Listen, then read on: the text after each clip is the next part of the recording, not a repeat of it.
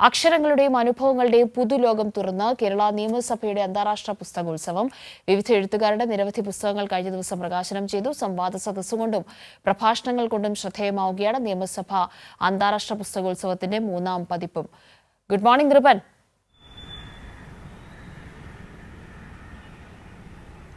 Good morning Kavya. വലിയ ആവേശമുണ്ട്. അതിന് ഏറ്റവും പ്രധാനപ്പെട്ട കാര്യം കഴിഞ്ഞ 2 എഡിഷനിലും ഉണ്ടായിട്ടുള്ള ഈ പുസ്തകോത്സവത്തിന് ലഭിച്ച ഒരു സ്വീകാര്യത, ഒപ്പം തന്നെ അതിന് നിലനിർത്തി മുന്നോട്ട് പോകുന്ന അതിൻ്റെ ഒരു ക്വാളിറ്റി എന്നൊക്കെ പറയുന്നത് വളരെ പ്രത്യേകതയാണ്. പുസ്തകോത്സവം ഒന്നും നമുക്ക് ആദ്യമായി അനുഭവപ്പെടുന്ന കാര്യങ്ങളൊന്നുമല്ല, പ്രത്യേകിച്ച് തിരുവനന്തപുരത്തിന് അങ്ങനെയല്ല. അവിടെ ഒരു വലിയൊരു ജനക്കൂട്ടത്തെ എത്തിക്കാൻ കഴിയുന്നുണ്ട്. ഏറ്റവും കാര്യക്ഷമമായ ചർച്ചകൾ നടക്കുന്നുണ്ട്.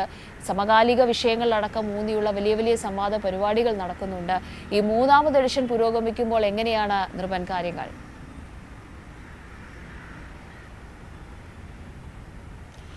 കാവ്യ, ഈ സമഗ്രതയാണ് നിയമസഭയുടെ പുസ്തകോത്സവത്തിൻ്റെ ഏറ്റവും പ്രധാനപ്പെട്ട പ്രത്യേകത. നിരവധി കാര്യങ്ങളുണ്ട്. ഒന്ന്, വിവിധ വ്യത്യസ്ത വിഷയങ്ങളിലുള്ള ഗസ്റ്റുകൾ തന്നെയാണ്, സംവാദങ്ങൾ, പുസ്തകങ്ങളുടെ അത്രയേറെ വൈവിധ്യങ്ങൾ, നിരവധി പ്രസാധക സംരംഭങ്ങളാണ് ഈ പുസ്തകോത്സവത്തിൽ പങ്കെടുക്കുന്നത്. അതിൻ്റെ പാനൽ ഡിസ്കഷൻ കഴിഞ്ഞ ദിവസങ്ങളിലുണ്ടായ ഏറ്റവും പ്രധാനപ്പെട്ട സംവാദാത്മകമായ ഡിസ്കഷനുകളിലേക്ക് ഈ പുസ്തകോത്സവം പോകുന്നു എന്നതാണ്.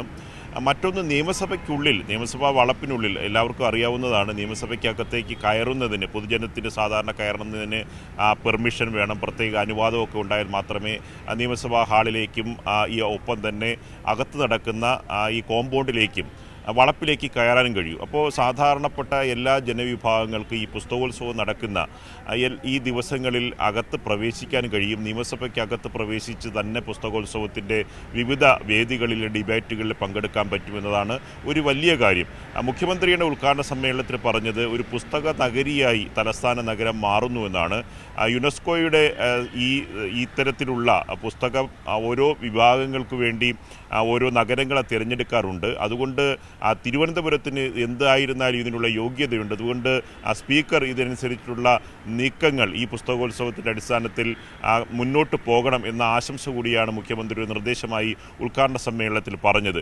അതുകൊണ്ട് കഴിഞ്ഞ ദിവസങ്ങളിലും ഇപ്പോൾ കാവ്യ അറിയാം, സ്കൂൾ കലോത്സവത്തിൻ്റെ ആരവം കഴിഞ്ഞ ദിവസം രാത്രിയോടുകൂടിയാണ് അവസാനിച്ചത്. സ്കൂൾ കലോത്സവം തുടരുന്ന ഘട്ടത്തിൽ തന്നെ 2 ദിവസം മുൻപാണ് പുസ്തകോത്സവം ആരംഭിക്കുന്നത്. ഇനി അത് കൂടുതൽ ജനങ്ങളിലേക്ക്, പങ്കാളിത്തത്തിലേക്ക് ഇന്നു മുതൽ പുസ്തകോത്സവം മാറാൻ പോവുകയാണ്.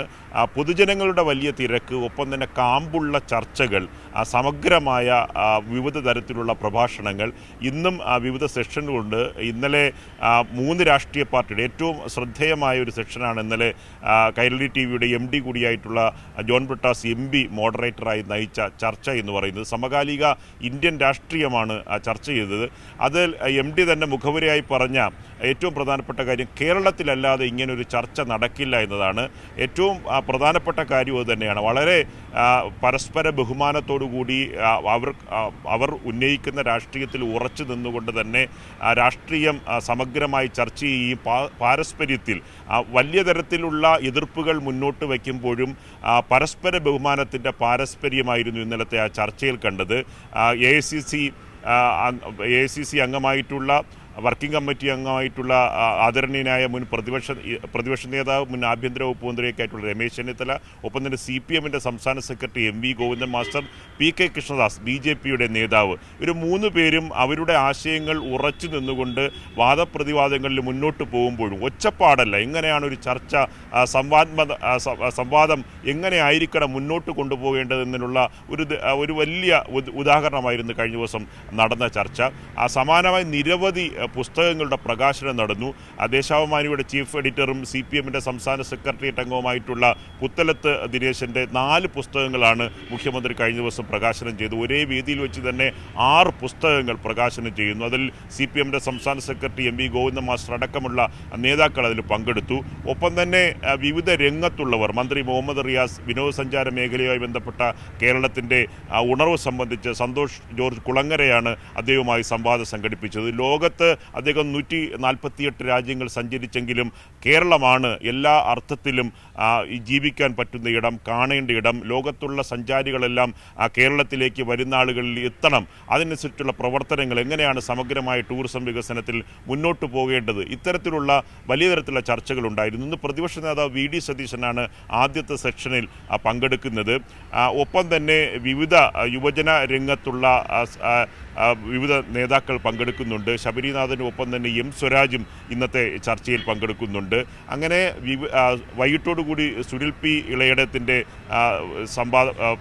പ്രഭാഷണമുണ്ടാകും. അങ്ങനെ എല്ലാ രംഗത്തുമുള്ള ആൾക്കാരുടെ സമഗ്രമായ ഒരു പുസ്തക ചർച്ചയുടെ ലോകമാണ്. തലസ്ഥാന നഗരം, പ്രത്യേകിച്ച് നിയമസഭാ വളപ്പ്, ഒരു ഗ്രന്ഥപുരയായി മാറിയിരിക്കുന്നു എന്ന് തന്നെ പറയാം. അതുകൊണ്ട് വിവിധ വിഭാഗങ്ങളുടെ സമഗ്രമായിട്ടുള്ള എല്ലാ വിഭാഗങ്ങളുടെയും ജനങ്ങളുടെ ഒരു വലിയ പിന്തുണ ഇതുണ്ട്. ഞാൻ നേരത്തെ സൂചിപ്പിച്ചതുപോലെ നിയമസഭ വളപ്പിനുള്ളിലേക്ക് വരും ദിവസങ്ങളിൽ സ്കൂൾ യുവജനോത്സവത്തിൻ്റെ ആരവം രാത്രിയോട് ഒഴിഞ്ഞതോടുകൂടി പൊതുജനങ്ങളുടെ വലിയ പ്രാതിനിധ്യം ഇന്നു മുതൽ ഉണ്ടാകുമെന്ന് തന്നെയാണ് പ്രതീക്ഷിക്കുന്നത്. കാവ്യ.